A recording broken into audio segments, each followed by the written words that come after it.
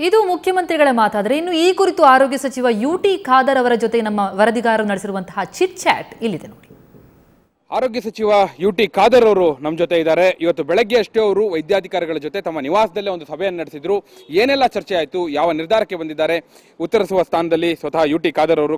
ಇವತ್ತು ಬೆಳಗ್ಗೆ ನೀವು ನಿಮ್ಮ ನಿವಾಸದಲ್ಲಿ ವೈದ್ಯಾಧಿಕಾರಿಗಳ ಜೊತೆ ಒಂದು ಸಭೆಯನ್ನು ನಡೆಸಿದ್ರಿ ಅನ್ನೋದು. ನಿನ್ನೆ ಅವರು ಸಾಮೂಹಿಕ ರಾಜೀನಾಮೆ ಸುಮಾರು 2000ಕ್ಕೂ ಹೆಚ್ಚು ಜನ ರಾಜೀನಾಮೆ ಕೊಟ್ಟಿದ್ದೇವೆ ಅಂತ ಅವ್ರು ಹೇಳ್ತಿದ್ದಾರೆ. ನೀವು 919 ವೈದ್ಯರು ರಾಜೀನಾಮೆ ಕೊಟ್ಟಿದ್ದಾರೆ ಅಂತ ನೀವು ಹೇಳ್ತಾ ಇದ್ದೀರಿ.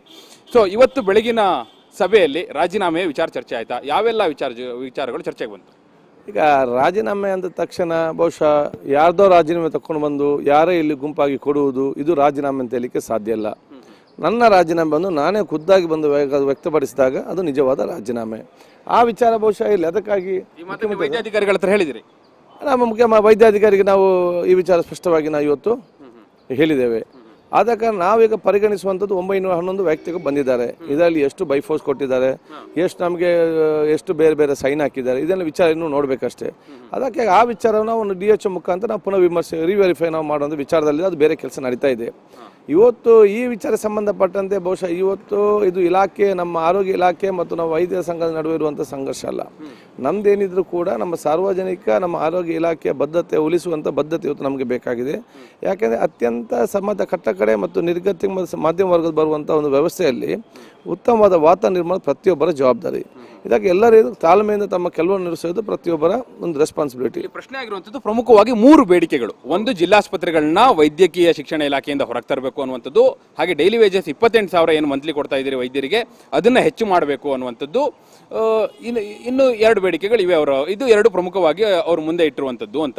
ಇದರ ಬಗ್ಗೆ ಏನು ನಿರ್ಧಾರ ಕೈಗೊಳ್ತೀರಿ? ಹಾಗೆ KPSC ಇಂದ ನೇಮಕಾತಿ ಮಾಡೋದೇನಿದೆ, ಆ KPSC ಇಂದ ನೇಮಕ ಆಗಬಾರ್ದು, ನೇರ ನೇಮಕಾತಿ ಆಗಬೇಕು ಅನ್ನುವಂಥದ್ದು ಅವರ 3 ಬೇಡಿಕೆಗಳು. ಇದ್ರ ಬಗ್ಗೆ ಏನು ಚರ್ಚೆ ಆಯಿತು? ಈಗಾಗಲೇ ನಾವು MBBS ಡಾಕ್ಟರ್ಗೆ 52,000 ರೂಪಾಯಿ ತಿಂಗಳಿಗೆ ಕೊಡ್ತಾ ಇದ್ದೇವೆ. 52,000 ರೂಪಾಯಿ. ಇದನ್ನು ನಾವು ಜಾಸ್ತಿ ಮಾಡಬೇಕು. ನಾವು ಯಾಕೆಂದರೆ ಜಾಸ್ತಿ ಸಿಕ್ಕಲಿ ಬರುವಂಥ ದಿನಗಳಲ್ಲಿ ಅದು ಇನ್ನು ಕೆಲವು ವರ್ಷ ಜಾಸ್ತಿ ಆಗೋದಿಲ್ಲ. ಅಲ್ಲೇ ತನಕ ಇನ್ಫ್ಲೇಷನ್ ರೇಟ್ ಜಾಸ್ತಿ ನಮ್ಗೆ ಅರ್ಥ ಆಗ್ತದೆ. ಅದಕ್ಕಾಗಿ ನಾವು 70,000ವಾಗಿ ನಾವೀಗ ಅದು ಫೈನಾನ್ಸ್ ಇಲಾಖೆ ನಾವು ಅವಾಗ ಕಲಿಸಿ ನಮ್ಮ ಬೇಡಿಕೆ ಮುಂಚೆ ನಾವು ಕಲಿಸಿ ಬಿಟ್ಟಿದ್ದೇವೆ. ಯಾಕೆಂದ್ರೆ ಅಸೆಂಬ್ಲಿಯಲ್ಲಿ ಮಾತು ಕೊಟ್ಟಿದ್ದೇವೆ ಜಾಸ್ತಿ ಮಾಡ್ತೇವೆ ಅಂತೇಳಿ. ಮತ್ತು ಮೆಡಿಕಲ್ ಕಾಲೇಜ್ ತರವೇ ಆಗಬೇಕಂತೆ, ಮೆಡಿಕಲ್ ಎಜುಕೇಷನ್ ತರವೇ ನಮ್ಮ ವೇತನ ಆಗಬೇಕಂತ ಹೇಳಿದರೆ ಮೆಡಿಕಲ್ ಕಾಲೇಜಿನಲ್ಲಿ ಎಜುಕೇಷನ್ನಲ್ಲಿ MBBS ಡಾಕ್ಟರ್ಗಳೇ ಇಲ್ಲ ಅವರ ವೇತನ ನಿಗದಿಪಡಿಸಲಿಕ್ಕೆ. ಆದಾಗ ನಾವು ಇದನ್ನು ನಮ್ಮ ಒಂದು ಲೆಕ್ಕಾಚಾರ ಮಾಡಿಕೊಂಡು 1 ಸ್ಲ್ಯಾಬ್ವರೆಗೆ ಜಾಸ್ತಿ ಮಾಡೋಕ್ಕಂತ ಕೆಲಸ ಮಾಡಿದ್ದೇವೆ.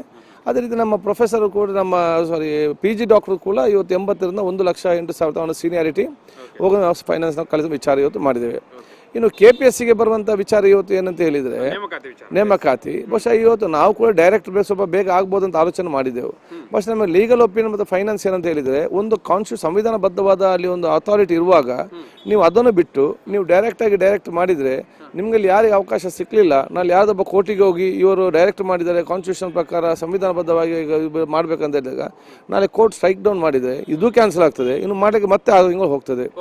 ಧನ್ಯವಾದ ಖಾದರ್ ಅವರೇ. ಇದು ಆರೋಗ್ಯ ಸಚಿವ ಯುಟಿ ಖಾದರ್ ಅವರ ನೇರ ನುಡಿಗಳು. ಸ್ಪಷ್ಟವಾಗಿ ಹೇಳ್ತಿದ್ದಾರೆ, ಇವತ್ತು ಮುಖ್ಯಮಂತ್ರಿಗಳ ಜೊತೆ ಭೇಟಿಯನ್ನು ಮಾಡಿಸ್ತಾ ಇದ್ದೇನೆ. ವೈದ್ಯಾಧಿಕಾರಿಗಳು ಬಂದು ಸುಮಾರು ಕೆಲವೇ ಹೊತ್ತಿನಲ್ಲಿ ಮುಖ್ಯಮಂತ್ರಿಗಳ ಜೊತೆ ಸಭೆಯನ್ನು ಮಾಡ್ತಾರೆ. ಅದಾದ ನಂತರ ಈ ಪ್ರಕರಣ ಸುಖಾಂತ್ಯ ಕಾಣುತ್ತೆ ಅನ್ನುವಂಥ ಆಶಯವನ್ನ ಆರೋಗ್ಯ ಸಚಿವ ಯುಟಿ ಖಾದರ್ ಅವರು ವ್ಯಕ್ತಪಡಿಸ್ತಾ ಇದ್ದಾರೆ.